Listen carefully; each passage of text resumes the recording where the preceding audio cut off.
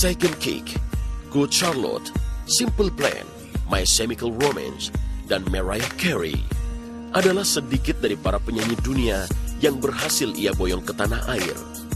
Ia menyodorkan kerja kerasnya bagi pecinta musik yang begitu haus akan hiburan kelas dunia. Seperti apa perjalanan Adri menembus ketatnya persaingan di dunia promotor? Bagaimana pula ia mulai merintis dunia yang kini ditekuninya? Pada waktu itu saya belum berpikir apa-apa. Saya sering nonton aja konser di sana. Saya belum berpikir, saya belum berdagang. Orang umur masih 17-18 mana pikir pekerjaan tuh belum ada mikir sama sekali gitu. Pikirnya oke, saya pergi ke sana. Ya saya pengen, ya itulah yang pada waktu itu kan musik aja, plat aja susah masuk ke sini kan. Dulu kan suka nonton konser di luar negeri. Sekali saya pikir kenapa sih di Indonesia nggak pernah ada konser gitu, sayang banget. Saya punya insting bisnis saya jalan. Ini pasti kalau bikin konser di Indonesia nggak pernah ada, pasti bisa menjadikan satu bisnis yang bagus sekali kan. Dia kan udah capek tuh berapa tahun kerja pakai dasi. Sekarang udah mau kerja yang sesuai dengan selera dia. Ya, bisa santai, nggak usah pakai dasi. Terus kayaknya Om juga memang cocok gitu bergaul sama anak-anak muda. Kenapa nggak ada konser? Karena di Indonesia tuh tidak ada panitianya yang ngundang artis-artis untuk datang ke Indonesia. Kalau nggak ada yang ngundang, gimana artis mau datang ke Indonesia kayak gitu. Disitulah saya mulai menjadi seorang promotor pada tahun 94. Gue waktu kecil sih tidak pernah membayangkan bokap jadi promotor. Enggak lah, orang dia ngantor, dia seorang bisnis konsultan bokap. Sampai gue masuk SMA, bokap masih bisnis konsultan. Ternyata, lewat sebuah tantangan, ia membuktikan dirinya pantas disebut promotor. Keyakinan besar terpatri di dalam dirinya bahwa artis bisa silih berganti, tapi promotor tetap satu. Dan sebuah nama pun disiapkan bagi bisnis barunya di dunia entertainment. Satu sore datanglah dia ke rumah saya, Dri, ini ada band namanya Second Kick lagi mau tour,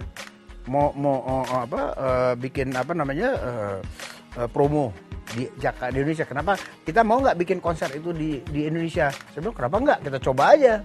Nah disitulah startnya, pada waktu itu saya bikin konser. Dan pada waktu itu langsung juga saya dirikan apa yang namanya Java Musikindo gitu. Ya waktu baru-baru tahun 94-95 ya. Jadi masih ke mall-mall, masih sama tante kasih flyer. Dulu kan belum ada ini tweet segala macam, jadi ya promosi lewat kasih flyer ke orang-orang.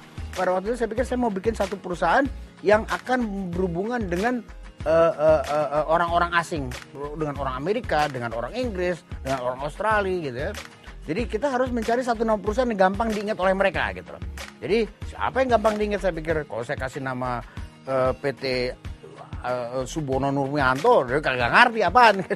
Kita carilah satu nama yang gampang diingat. Gampang diingat adalah Java. Jadi seorang promotor dia tuh nggak akan kehilangan pekerjaan. Jadi seorang artis ketika dia diundang promotor, oke dia datang, begitu artisnya hilang lagi, ada artis baru lagi yang akan diundang oleh promotor lagi. Jadi artis boleh silih berganti, tapi promotor tetap satu. Bukan tanpa kendala ia menjalankan profesinya sebagai promotor. Modal nekat, juga selalu belajar dari pengalaman. Itulah kiat kesuksesannya. Kalau Anda tanya, gimana kita awalnya rugi apa untung? Rugi. Tapi bukan rugi yang saya lihat di situ adalah waktu belajar. Kita kalau belajar juga sekolah aja juga kita baru bayar uang sekolah. Demikian juga karena kita nggak ada gurunya. Ya dulu kesalahan-kesalahan itu menjadi satu pembelajaran. Pasti ada kerugian gitu ya. Makanya saya bilang orang nekat itu selalu berhasil gitu. Dulu kalau saya nggak nekat, gimana kita nyobek tiket aja kita nggak tahu gimana caranya kan, ngaturin ribuan orang juga kita nggak tahu, bukunya juga nggak ada. Mungkin ada di luar negeri buku, tapi cara menjalankan satu konser itu di luar negeri atau di sini sangat berbeda gitu loh. Haruskah Java tetap mempertahankan kekonsistenannya pada jalur musik meski banyak halangan menghadang? Bagaimana dengan travel warning yang pernah terjadi di saat ia justru ingin membawa sosok penyanyi besar dunia? Kalau Java kan dulu konsisten, tabrak terus, bukan tabraknya itu bukan apa-apa. Dari awal sampai sekarang itu kan banyak sekali kendalanya. Gimana kita dapetin artis? Nggak gampang kan semua. Dia kadang-kadang dia nggak tahu Indonesia di mana. Itu kita mesti yakinkan kan bahwa kita juga profesional gitu ya. Dan itu yang saya tabrak terus dengan keyakinan bahwa ini adalah bisnis yang gila, bisnis yang nggak ada matinya.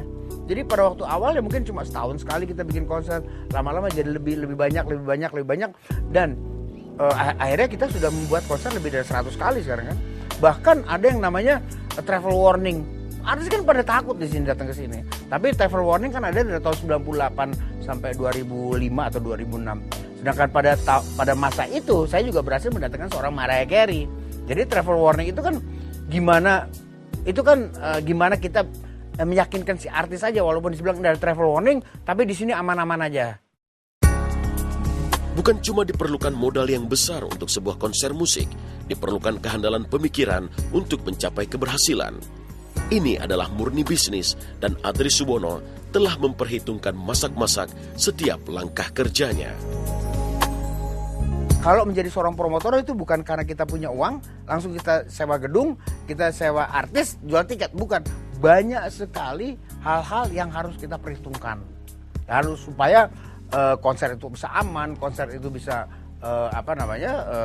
semua orang datang ke situ dengan mengenangnya dengan bagus karena tidak dorong-dorongan. Artis juga merasa dirinya, oh saya bernyanyi di sini dengan rasa tenang, kayak begitu. Sampai hari H-nya itu persiapannya itu banyak sekali yang harus dilakukan oleh seorang promotor gitu. Bahkan pada hari H-nya pun itu pekerjaan tidak akan habis. Orang akan habis pekerjaan itu sampai artis itu pulang naik pesawat lagi balik. Itu baru pekerjaan kita sebagai seorang promotor habis. Ya saya nggak mau jadi pahlawan kesiangan, tapi dengan banyaknya artis datang ke sini itu sebetulnya adalah hembusan angin segar untuk luar negeri bahwa Indonesia aman tanpa orang ngomong apa-apa. Karena bukan apa, seorang artis itu kalau mau datang ke satu negara tidak akan ke tempat negara yang lagi nggak aman. Berita-berita tentang satu konser besar itu banyak sekali ditulis di luar negeri, dan orang investor mungkin secara kebetulan dia akan baca juga, oh ini ada band masuk ke Indonesia dan mungkin merasa bahwa negara kita memang sudah aman, mungkin aja dengan itu investor akan masuk ke Indonesia, mungkin ya. Itu kita harus survei juga, kita juga harus bikin survei apakah artis ini bisa ngejual berapa tiket kira-kira. 1.000, 2.000, 3.000, 5.000, 10.000, 8.000. Sehingga dengan itu kita bisa menyesuaikan tempat di mana dia akan bikin konser gitu. Kalau kita cuma pikir ada artis yang cuma bisa ngejual 2.000 tiket atau 3.000 tiket, ngapain kita tempat sewa gedung yang 10.000 bisa menampung 10.000 orang gitu. Jadi ini semua yang benar-benar yang harus diperhitungkan, yang harus diteliti sebelum kita menjual tiket gitu loh. Ini ada bisnis, ini benar-benar purely bisnis. Seperti sebagai seorang arsitek atau seorang kontraktor bikin bangunan, bikin rumah ya, mereka juga memperhatikan semua sampai detail gitu. Apa yang kini ia harapkan dari keterlibatan Melanie, Christy, juga Adrian dalam Java Musikindo? Bagaimana ia melihat sebuah kesempatan menjadi sebuah peluang? Bagaimana dengan persaingan?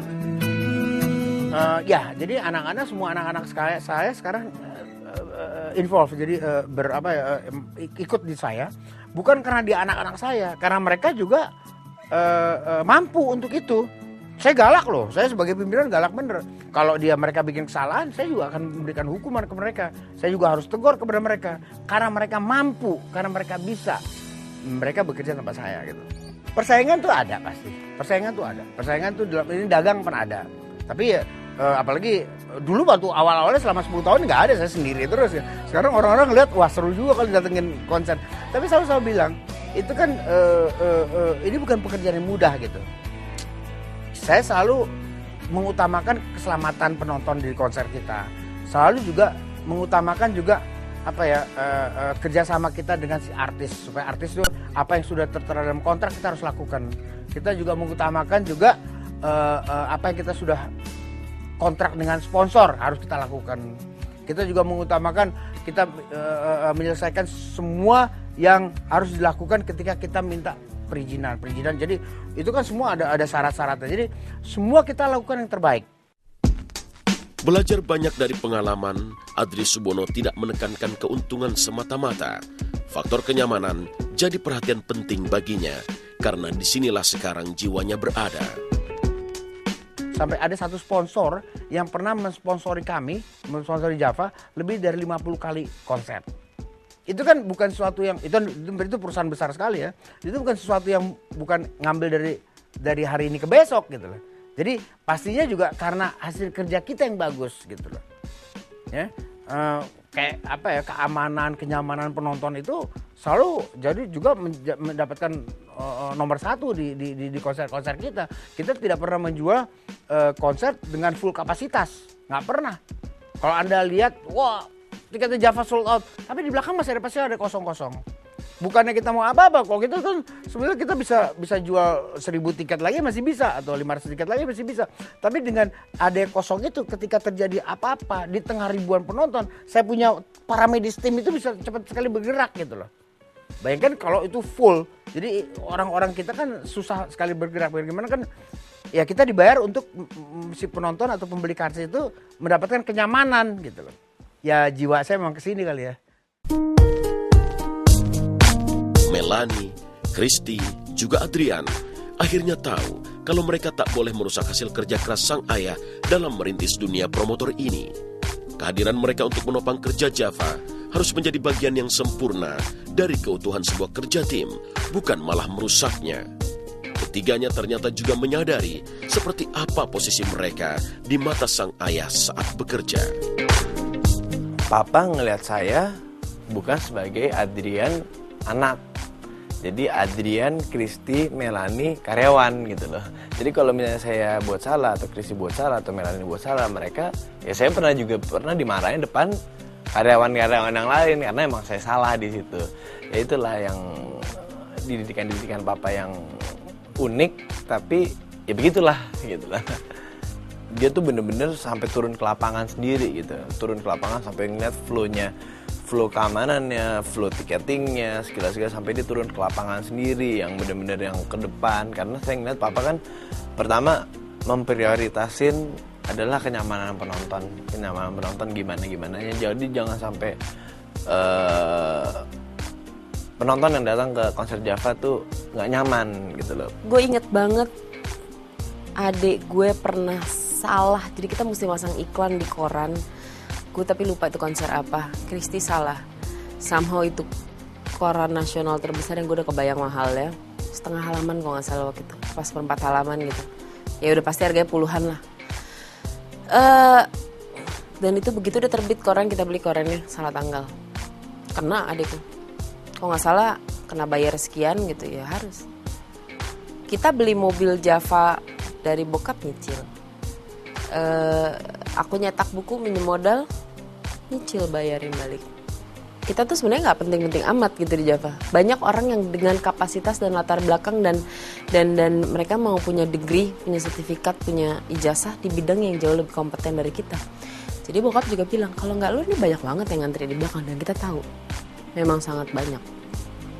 Jadi ya dia bisa keras di situ. Kalau nggak mau mendingan pergi. Jangan ngancurin sesuatu yang Papa udah bikin setengah mati lah dari nol gitu. Iya dia bisa sangat keras dalam hal kayak gitu. Pada saat pertama mungkin waktu itu justru yang lebih hancur adalah Papa Mama, Papa terutama.